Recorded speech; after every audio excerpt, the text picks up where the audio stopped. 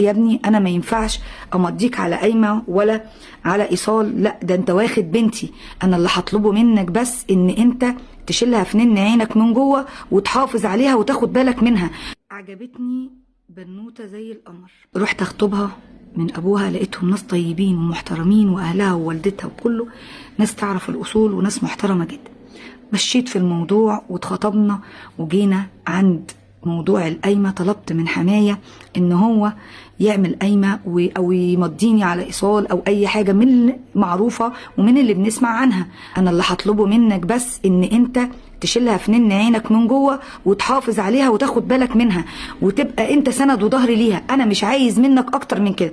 احترمته جدا جدا جدا وقلت الله يبارك لك، انا والله العظيم عشان موقفك ده احط بنتك في عينيا وعمري ما هزعلها. اتجوزنا وعشنا ايام كلها سعاده وفرح والحمد لله رب العالمين، وهي كانت كويسه معايا جدا لحد ما في يوم حصل مشكله كبيره قوي بيني وبينها. يعني هي بدأت ترد عليا وتنرفزني في الكلام وانا بتخانق معاها ومنفعل. المهم رحت ضاربها بالقلم، سكتت وما ردتش عليا. خدت بعض هنا ونزلت وقلت لا انت غلطان، ما كانش ليك ان انت تمد ايدك عليها، لما ترجع ابقى ايه صالحها وطيب خاطرها. وده فعلا اللي انا عملته. اول ما وصلت البيت بعد ساعات طويله من الشغل رجعت لقيتها زي ما هي، كنت مفكرها ان هي هتسيب البيت وتمشي، الحمد لله رجعت لقيتها زي ما هي في البيت وقاعده وما شاء الله زي الفل. رحت مراضيها وجابر بخاطرها وقلت لها حقك عليا ان انا مديت ايدي عليكي، بس انت نرفزتيني جدا، كنت بتردي عليا ونرفزتيني، ان شاء الله مش هتتكرر تاني.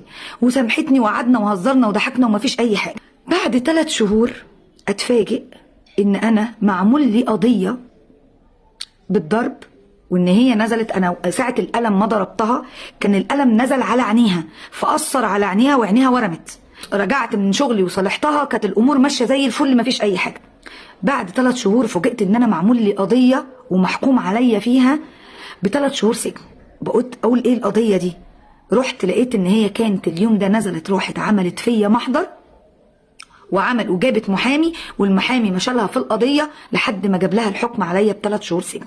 في الفتره من ما بين انا ما حصلت المشكله لحد القضيه ما جات لي زي الفل، لحد ما رحت لها قلت لها وانت عامله لي قضيه وجايبه لي حبس 3 شهور عشان حته قلم ضربتهولك؟ قالت لي عايزني اتنازل عن القضيه قصادها 250,000 جنيه. انا الحمد لله ربنا كرمني وشغال كويس وبكسب كويس، بس انا ادفع 250,000 جنيه على قلم ضربتهولها وبيحصل ما بين الراجل ومراته كل حاجه وعادي والامور ما بتعدي، اتفاجئ ان انت عايشه معايا ورفع عليا قضيه وجايبالي سجن 3 شهور حبس 3 شهور واقول لك اتنازلي على القضيه، مصممه تصميم كامل ان هي ما تتنازلش عن القضيه غير ب 250,000 جنيه. اعمل ايه معاها؟ انا ممكن ادفع ال 250,000 جنيه عادي، بس انا ادفع 250,000 جنيه في ضربه قلم لمراتي؟ يعني دي مراتي مش واحده غريبه، مش واحد غريب، دي مراتي. وانا اعتذرت لها عن القلم اللي انا عطيته لها وهي فاضله معايا الفتره دي كلها والقضيه شغاله، كانت سنه على العسل، مفيش اي حاجه خالص خالص تبين ان هي رفع قضيه وجايبه لي حبس.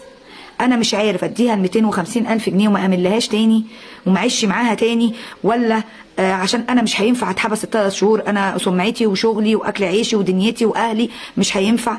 وفي نفس الوقت والدتي بتقول لي لا يا ابني طالما هي عملت كده وعايشه معاك وغدرت بيك دي ما ينفعش تكمل معاها وما ينفعش تعيش معاها.